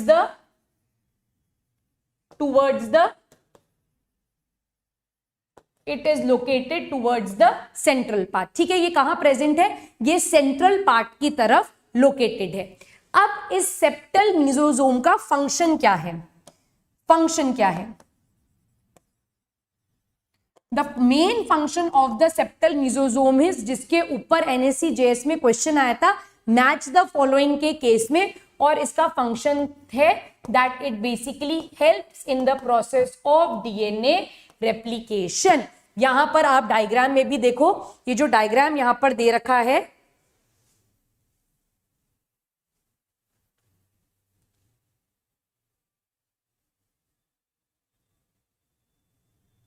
diagram में आप देखो, ये जो मीजोजोम है इसमें ये जो अंदर वाला पार्ट है उसके साथ ये क्रोमोजोम अटैच्ड है, या फिर आप बोल सकते हो बैक्टीरिया का जेनेटिक मटेरियल अटैच्ड होता है।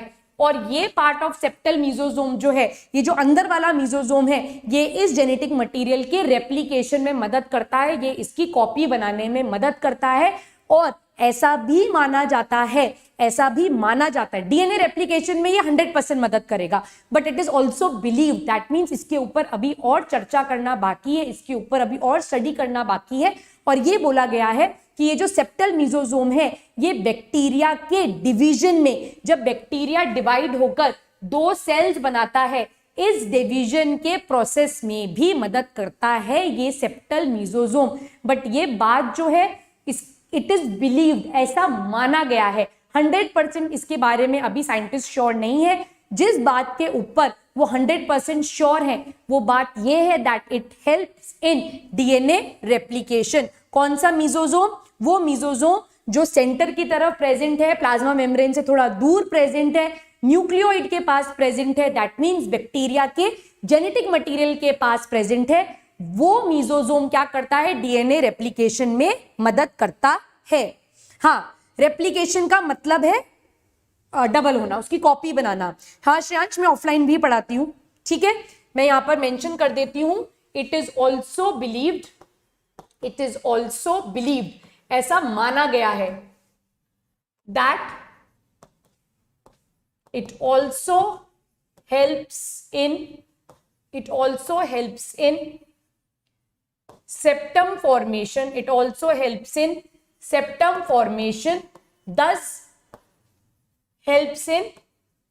thus it helps in cell division। ठीक है, ये माना गया है, ऐसा माना जाता है। ठीक, किंगडम नेम, बस लैटरल मीजोजोम पढ़ा दूं, फिर किंगडम नेम बताऊंगी। लैटरल मीजोजोम यही बता रही हूं मैं।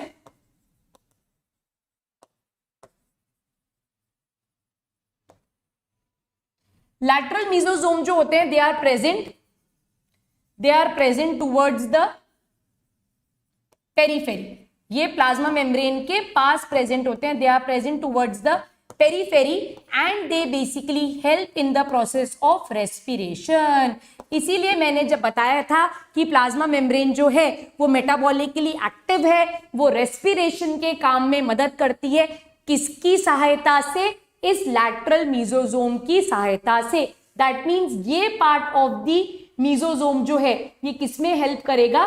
ये रेस्पिरेशन के प्रोसेस में हेल्प करेगा। यहां पर रेस्पिरेशन का मतलब है कि ग्लूकोज को तोड़कर ये क्या बनाएगा? एनर्जी बनाएगा। दैट मीन्स मीजोजोम जो है वो, या लैटरल मीजोजोम जो है वो किसके जैसे काम करता है? वो माइटोकॉन्ड्रिया के जैसे काम करता है।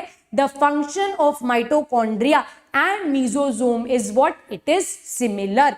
क्या ये पॉइंट यहां तक समझ में आ गया है? क्लियर है? यहां तक समझ में आ गया? मैं आपको फटाफट से 5 किंगडम के नाम लिखवा देती हूं, ठीक है?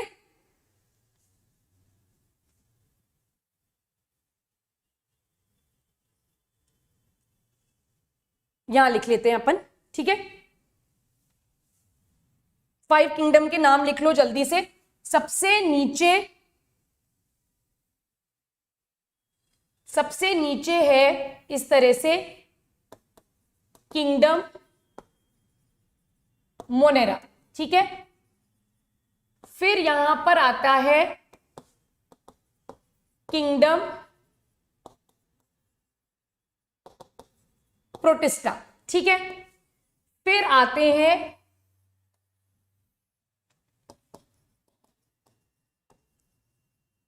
Kingdom fungi, kingdom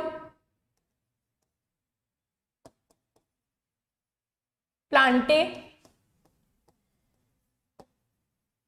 kingdom animalia, ठीक है? तो ये 5 किंगडम है हमारे रॉबर्ट विटेकर के हिसाब से। यहां पर तुरंत समझ लो, मोनेरा जो है वो प्रोकैरियोट्स का किंगडम है। यहां पर कौन आएंगे? इस धरती के ऊपर जितने भी बैक्टीरिया हैं वो सारे कहां होंगे? इस किंगडम मोनेरा के अंदर होंगे। अब बात करते हैं किंगडम प्रोटिस्टा की। किंगडम प्रोटिस्टा के अंदर जितने भी यूनिसेल्यूलर यूकैरियोट्स हैं, जितने भी यूनिसेल्यूलर यूकैरियोट्स हैं, वो सारे किसके अंदर आएंगे? वो सारे किंगडम प्रोटिस्टा के अंदर आएंगे। इस किंगडम प्रोटिस्टा के अंदर आपको डाई एटम्स देखने के लिए मिलेंगे, यहां पर आपको डाइनोफ्लैजिलेट्स देखने के लिए मिलेंगे, यहां पर आपको यूग्लिनॉइड्स देखने के लिए मिलेंगे, यहां पर आपको स्लाइम मोल्ड्स देखने के लिए मिलेंगे, और साथ साथ में यहां पर आपको प्रोटोजोआ देखने के लिए मिलेगा। ठीक है, अब इन सब में कॉमन बात क्या है? इन सब में कॉमन बात यह है that they all are unicellular eukaryotes, सारे के सारे एक सेल के यूकैरियोटिक ऑर्गेनिजम्स हैं। अब इनमें से कुछ के पास सेल वॉल होती है और कुछ के पास सेल वॉल नहीं होती, तो इस टॉपिक को अपन पढ़ेंगे when we talk of classification. ठीक है, तो प्रोटिस्टा के अंदर यूनिसेल्यूलर एल्गी आती है, प्रोटिस्टा के अंदर कभी भी प्लांट किंगडम नहीं आएगा। किंगडम फंजाई अपने को मालूम है, यहां पर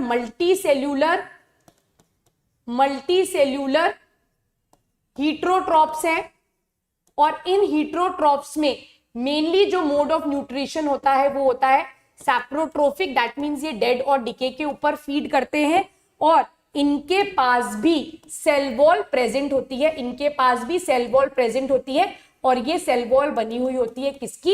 ये सेल वॉल बनी हुई होती है काइटिन की। ठीक है, ये सेल वॉल किसकी बनी हुई है? काइटिन की बनी हुई है। यहां पर आ गया किंगडम प्लांटे, ये वो है जिसमें सारे मल्टी सेल्यूलर ऑटोट्रॉफ्स आएंगे, यहां पर सारे मल्टी सेल्यूलर ऑटोट्रॉफ्स आएंगे, और एनिमल किंगडम में यहां पर सारे मल्टी सेल्यूलर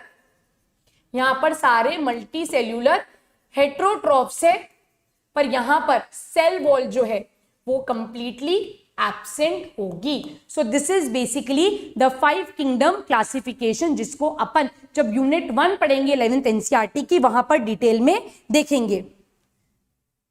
ठीक है, चलो। नहीं, rocket it is completely live, rocket science ये कंप्लीटली लाइव सेशन है। ठीक है, हाँ कह सकते हो नीले, कह सकते हो।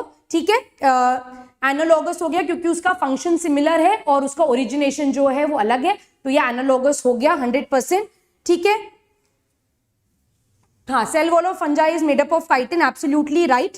ठीक, कितने चैप्टर्स 12th के आते हैं? अब अपन नेक्स्ट क्लास में इसको डिस्कस करेंगे। सर भी आ गए हैं, you also need a break for 2 to 3 minutes, क्योंकि अब आपकी फिजिक्स की क्लास स्टार्ट हो जाएगी। Okay students, so all the best, take care, please like the session, share it with your friends, और जो भी डाउट्स आते हैं आप उन्हें कमेंट बॉक्स सेक्शन में मेंशन कर देना, मैं जरूर उसे सॉल्व करूंगी। Okay students, bye, all the best, let's crack it.